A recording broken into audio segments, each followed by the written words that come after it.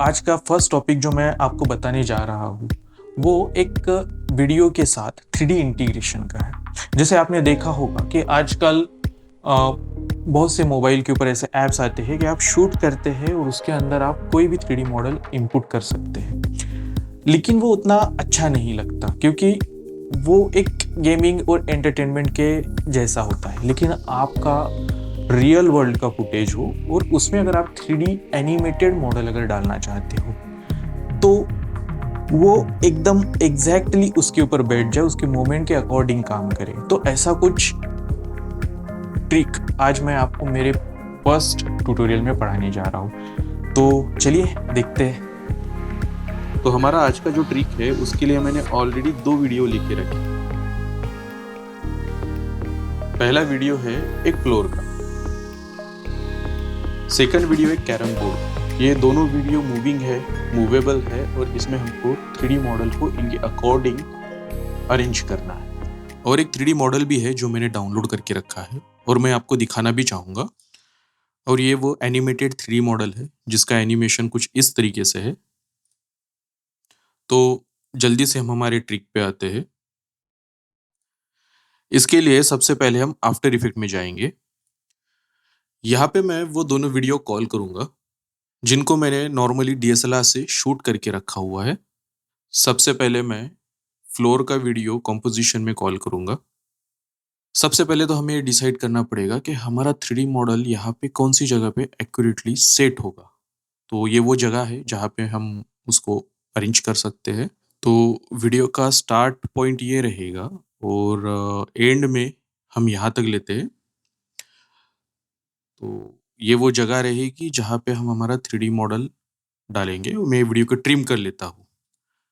अब हमारे पास वीडियो तो है, लेकिन उसके अकॉर्डिंग जब मॉडल मुझे यहाँ पे अरेंज करना है तो मुझे वीडियो को ट्रैक करना पड़ेगा। ट्रैकर में हम ट्रैक कैमरा को सिलेक्ट करेंगे और जैसे ही मैं इसे अप्लाई करता हूँ तो 3D कैमरा ट्रैकिंग ऑन हो चुका है। अभी ये देखना है कि हमारे ट्रैकर पॉइंट कहाँ-कहाँ पे छूटे हुए हैं। तो यहाँ पे हम सबसे पहले 4 पॉइंट सिलेक्ट करेंगे, लेकिन उससे पहले एक बार एक नज़र घुमा लेते हैं कि कहाँ पे स्टैटिक पॉइंट्स अच्छे से मिल रहे हैं। सबसे पहले सिलेक्ट करते हैं ये पॉइंट, शिफ्ट प्रेस करके ये पॉइंट, एक पॉइंट, ये एक पॉइंट एंड राइट क्लिक करके क्रिएट सॉलिड एंड कैमरा। तो एक सॉलिड एंड कैमरा जनरेट हो चुका है। अभी मैं सॉलिड को स्केल करूँगा अकॉर्डिंग टू माय पर्सपेक्टिव। अभी वाई एक्सिस को पकड़ के मैं उसको प्रॉपर्ली अलाइन करता हूँ। वो अभी प्रॉपर बैठा हुआ नहीं है, उसको प्रॉपर्ली सेट करूँगा।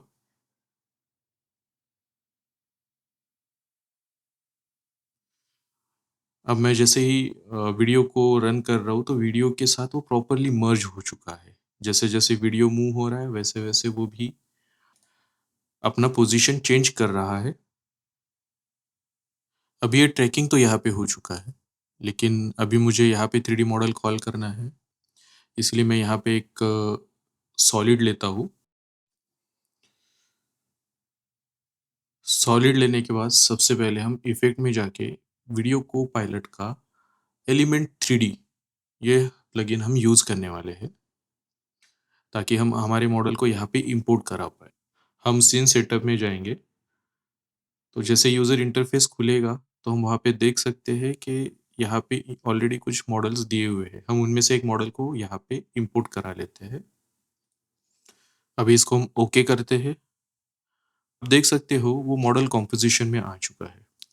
हमें सबसे पहले इस 3D मॉडल का पोज़ीशनिंग प्लेन के अकॉर्डिंग करना पड़ेगा।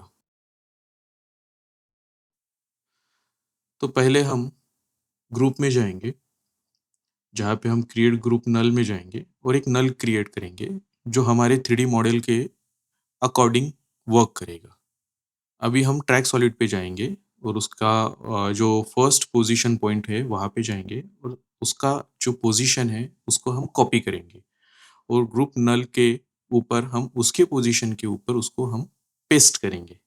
आप देख सकते हो जैसे मॉडल और ट्रैक सॉलिड का दोनों का पोज़ीशनिंग एक हो चुका है। लेकिन दोनों का ओरिएंटेशन अभी भी सेम नहीं है। तो जैसे हमने ट्रैक सॉलिड का पोजीशन कॉपी किया था, सेम वैसे ही ट्रैक सॉलिड का अभी हम ओरिएंटेशन कॉपी करके जो हमारा मॉडल लिया हुआ है, उसके ऊपर उसके ओरिएंटेशन पे हम उसको पेस्ट करेंगे। जैसे ही हम इसे पेस्ट करते हैं, देख रहे हैं कि एक्चुअली वो तो अलाइनमेंट में तो लग गया है, लेकिन उसका पोजीशनिंग ठीक नहीं है, तो उसको हमको रोटेट करना पड़ेगा। तो उसके एक्स एक्सिस को हम रोटेट करेंगे, तो वो मॉडल वहाँ पे भी सही से बैठ जाएगा। हम एक बार उसको चेक करते हैं कि हमारे प्लेन के अकॉर्डिंग वो ठीक से बैठा है कि नहीं। आप देख सकते हो, ये जैसे ही पूरा मूवमेंट हो रहा है, वो प्रॉपरली मूव कर रहा है हमारे पर्सपेक्टिव के हिसाब से। पहले हम ट्रैक सॉलिड और ग्रुप नल की विजिबिलिटी ऑफ कर देते हैं। अभी सही टाइम आया है जब हम हमारा 3D मॉडल कॉल करेंगे। सबसे पहले मैं इस सीन में एक प्लेन को लूँगा, पहले उसका स्केलिंग करता हूँ। अब मेरे मॉडल का शैडो एंड डेप्थ शैडो दोनों मुझे इस प्लेन पे लेना है, इसीलिए मैंने इसको काफ़ी स्केल किया हुआ है। अभी मैं प्लेन मॉडल को सिलेक्ट करता हूँ, मिरर सरफेस में ऑन करता हूँ, फिर प्लेन मॉडल के मटेरियल में जाके मैं एडवांस में जाऊँगा। यहाँ पे मैं मैट शैडो ऑन करूँगा और मुझे रिफ्लेक्शन नहीं चाहिए, सिर्फ़ शैडो चाहिए, इसलिए मैं इसका विज़िबल टू रिफ्लेक्शन ये ऑफ कर दूँगा। अभी ओके करने के बाद मैं अपने कॉम्पोज़िशन पे आऊँगा। अभी यहाँ पे मुझे ना तो शैडो दिख रही है, ना तो कॉन्टेक्स्ट शैडो दिख रही है। तो उसी के लिए मुझे अभी रेंडर सेटिंग में जाना पड़ेगा। वहाँ पे मैं शैडोज़ में जाके उसको इनेबल कर दूँगा। एक लाइट लूँगा, स्पॉटलाइट, ओके, जो मुझे सेट करना है एक्स एक्सिस पे, इसको आप देख सकते हो। जैसे ही मैंने इसको रोटेट किया, तो मुझे शैडो मिल चुकी है। इसके अकॉर्डिंग मैं अभी लाइट को प्लेस करूँगा। शैडोज़ को प्रॉपर्ली सेट करने के लिए मैं एलिमेंट 3D में जाऊँगा और वहाँ पे शैडोज़ मैप में जाके सेटिंग्स को प्रॉपर कर लूँगा। सारी सेटिंग्स करने के बाद भी शैडो अभी तक डार्क है, सो मैं लाइट सेटिंग में जाऊँगा और लाइट्स में जाके मैं इसके शैडोज़ को प्रॉपर्ली सेट करूँगा। लास्ट में शैडो का डिफ्यूजन मैं सेट करता हूँ। आप देख पा रहे हो कि सीन के अकॉर्डिंग शैडो किस तरीके से एक्यूरेट हो रही है। एक बार सीन को मूव करके देखते हैं, तो समझ में आएगा कि एक्चुअली शैडो किस तरीके से बैठी हुई है। ये सीन के अकॉर्डिंग काम कर रही है कि नहीं कर रही है। सीन मूव होने के बाद भी शैडो प्रॉपर दिख रही है। फाइनली बारी आती है जो मैंने 3D मॉडल लिया है, उसको यहाँ पे इंपोर्ट करने की। मेरा मॉडल एनिमेशन एफबीएक्स में है, बट एलिमेंट 3D में वो ओबीजे फॉर्मेट को इंपोर्ट कराता है, ना कि एफबीएक्स को।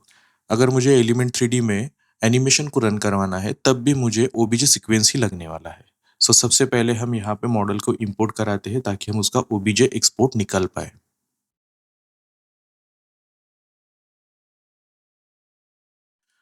अब मेरा मॉडल व्यू पोर्ट पे आ चुका है। अब इस मॉडल का मटेरियल में ऑन करता हूँ और आप टाइमलाइन पे देख सकते हो इसका एनिमेशन कितना है।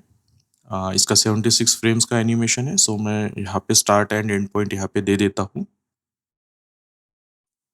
अभी हम इस एनिमेशन को ओबीजे फॉर्मेट में एक्सपोर्ट करने वाले हैं। सो सबसे पहले मैं यहाँ पे एक्सपोर्ट में आया हूँ। यहाँ पे मैंने एक फ़ोल्डर लिया है और मेरे सीक्वेंस को सबसे पहले मैं नाम दूँगा सोल्जर सीक्वेंस। सो एक्सपोर्ट करने से पहले मैं इसकी कुछ प्रॉपर्टीज़ हैं, इनको टिक करूँगा। मुझे एनिमेशन चाहिए है, सो मैं ये सारी चीज़ों को टिक करूँगा। जैसे ही मैं ओबीजे एक्सपोर्ट ऑन करता हूँ, तो आप देख सकते हो मेरे ओबीजे सीक्वेंस रेंडर होना चालू हो चुका है। अभी हम आफ्टर इफेक्ट में जाएँगे और वहाँ पे एलिमेंट 3D में जाके हम हमारे मॉडल सीक्वेंस को इंपोर्ट कराएँगे।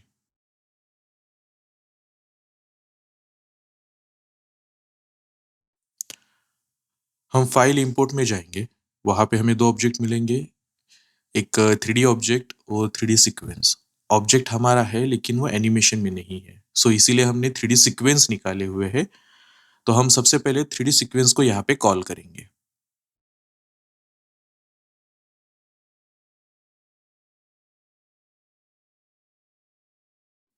ओबीजे सीक्वेंस को सिलेक्ट करके मैं ओपन करूँगा और इस मॉडल को मैं बॉटम लाइन पे सिलेक्ट करके इंपोर्ट कराऊँगा।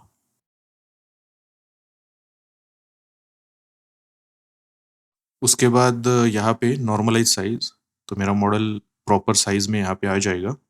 अभी मुझे कैन की ज़रूरत रही नहीं, इसलिए मैं उसका विजुअल ऑफ कर देता हूँ। तो आप देख सकते हैं अभी व्यू पोर्ट पे सिर्फ़ एनिमेटेड मॉडल ही है। लेकिन ये मॉडल व्यू पोर्ट पे कैसे काम करता है, ये देखने के लिए हमें आफ्टर इफेक्ट में जाना पड़ेगा। जैसे हम वहाँ पे जाते हैं, हमारा कैन का मॉडल रिप्लेस होके हमारा मॉडल आ चुका है। व्यू पोर्ट पे ये मॉडल काफ़ी बड़ा है, इसीलिए मैं पार्टिकल लुक में जाके इसका साइज़ थोड़ा छोटा करूँगा।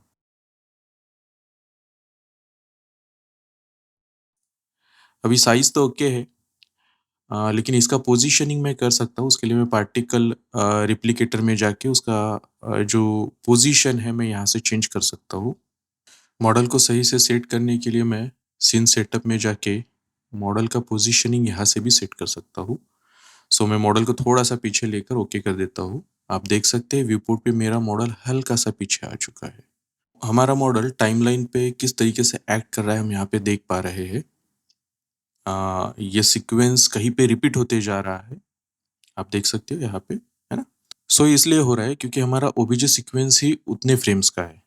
तो हम हमारे टाइमलाइन को इन एंड आउट पॉइंट वहीं पे देते हैं जितना हमारा सीक्वेंस है। अभी आप सीन को देख सकते हो, जो मॉडल हमारा मूव हो रहा है, शैडो भी बहुत प्यारी आई हुई है।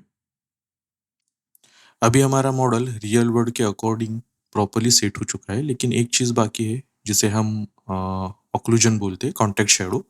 तो उसे हम ऑन करते हैं और ऑक्लूजन को हम प्रॉपर सेट करते हैं ताकि वो रियल वर्ल्ड के साथ प्रॉपर्ली दिखे।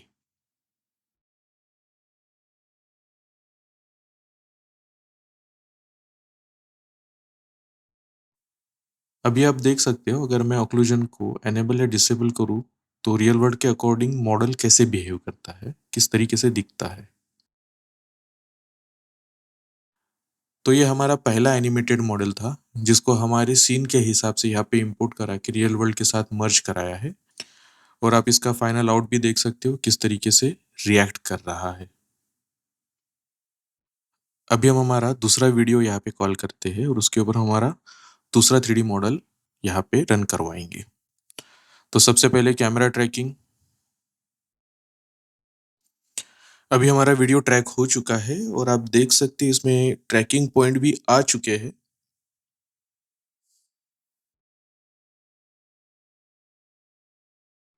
अभी मैं ट्रैकिंग पॉइंट सिलेक्ट करूंगा और right click, create solid and camera.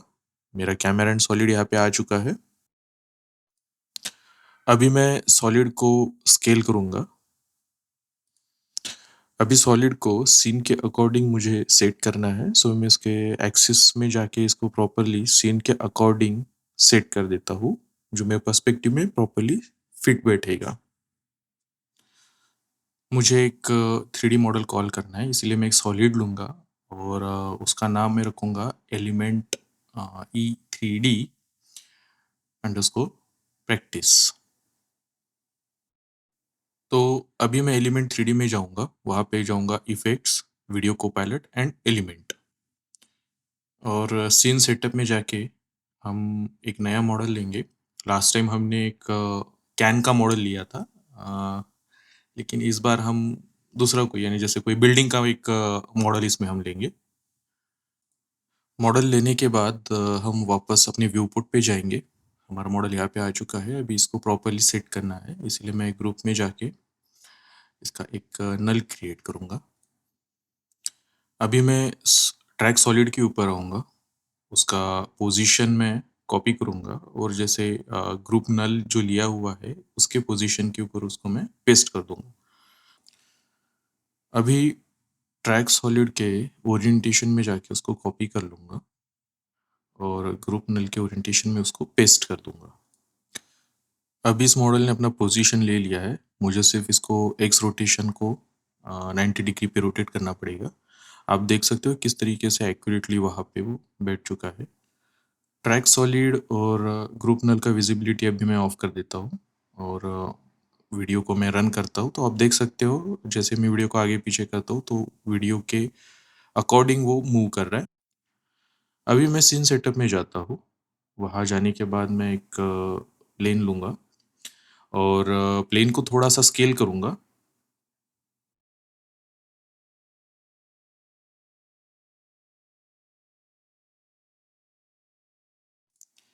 Plane को थोड़ा और ज़्यादा स्केल करते हैं ताकि उसके ऊपर हम मॉडल का शैडो प्रॉपर्ली ले पाएँ।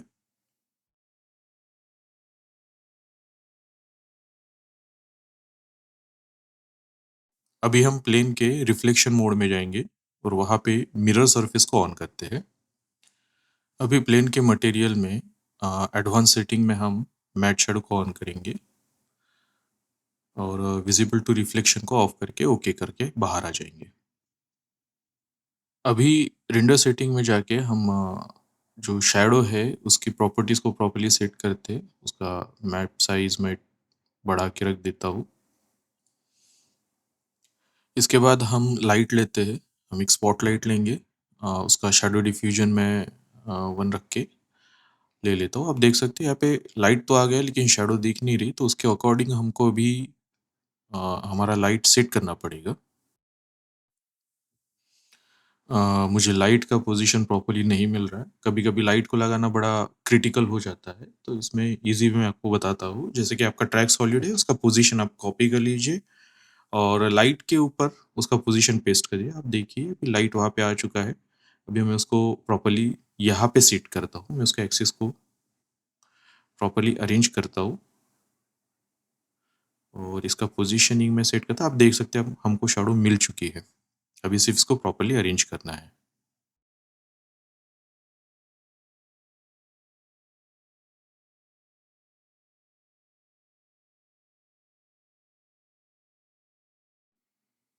मेरे ख़्याल से सीन में जैसा लाइट है, उसी लाइट की तरह ये लाइट भी लग चुकी है। अभी अ, हम आगे की सेटिंग में जाते हैं, शैडो में जाके हम शैडो का डिफ्यूज़न थोड़ा कम कर देते हैं, डार्कनेस कम करेंगे, डिफ्यूज़न को एडजस्ट करेंगे।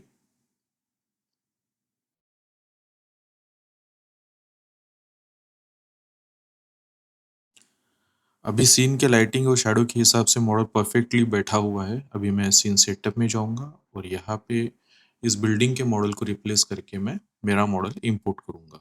मैं मेरे मॉडल के सीक्वेंस को यहाँ पे इम्पोर्ट कराता हूँ।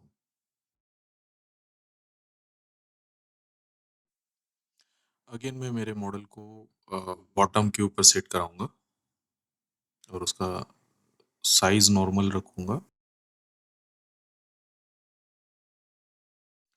अभी बिल्डिंग का विज़िबिलिटी मैं यहाँ से ऑफ कर देता हूँ। हमने जो 3D मॉडल का सीक्वेंस जो कॉल किया है, इसमें जो फ्रेम्स है प्रॉपर्ली वर्क कर रही है कि नहीं, मैं यहाँ से चेक कर सकता हूँ। बेक एनिमेशन में आप देख सकते हो, मैं इसको मूव कर रहा हूँ, वैसे-वैसे वो एनिमेट हो रहा है। अभी ओके करके हम व्यू पोर्ट पे चलते हैं। व्यू पोर्ट पे मॉडल तो आया लेकिन वो काफ़ी बड़ा है। सो मैं सीन सेटअप में पार्टिकल लुक में जाके उसका स्केल डाउन करूँगा। पार्टिकल रिप्लिकेटर में जाके उसका पोज़ीशनिंग प्रॉपर्ली सेट करूँगा। फिर भी मेरा मॉडल मुझे काफ़ी बड़ा लग रहा है, सो मैं फिर से पार्टिकल लुक में जाके उसका साइज़ और डाउन करूँगा।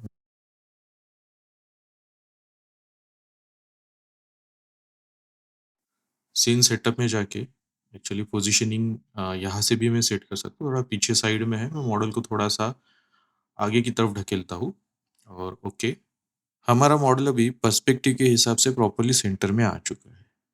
हमने जो मॉडल सीक्वेंस यहाँ पे लगाया हुआ है, ये काफ़ी लंबा है। अगर मैं इसको प्रीव्यू रेंडर में दिखाना चाहूँ तो काफ़ी टाइम लग जाएगा। सो मैं जितना भी हो सकता है यहाँ पे दिखा रहा हूँ और जैसे ही हमारे ट्यूटोरियल का वीडियो पूरा खत्म हो जाएगा तो मैं आपको पूरा वीडियो एंडिंग में दे दूँगा। आप वहाँ से देख सकते हो। जितना प्रीव्यू रेंडर हो चुका है, आप यहाँ पे देख सकते हो कि सीन के हिसाब से वो मॉडल कैसे रिएक्ट कर रहा है।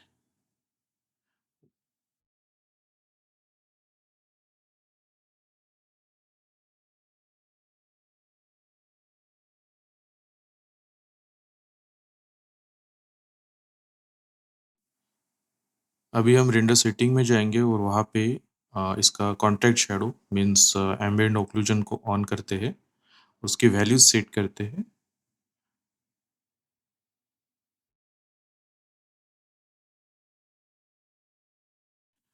अब ये मॉडल इस सीन के हिसाब से प्रॉपर्ली यहाँ पे सेट हो चुका है और ये कॉम्पोजिशन फाइनल हो चुका है। अभी आप जो हमारी वीडियोज़ है वो यहाँ पे देख सकते हैं। अगर आपको इन कॉम्पोजिशन पे प्रैक्टिस करनी है तो ये जो 3D मॉडल सीक्वेंस है और जो वीडियोज़ है इनकी लिंक मैं मेरे डिस्क्रिप्शन में दे दूँगा। आप वहाँ से डाउनलोड करके इसकी प्रैक्टिस कर सकते हैं।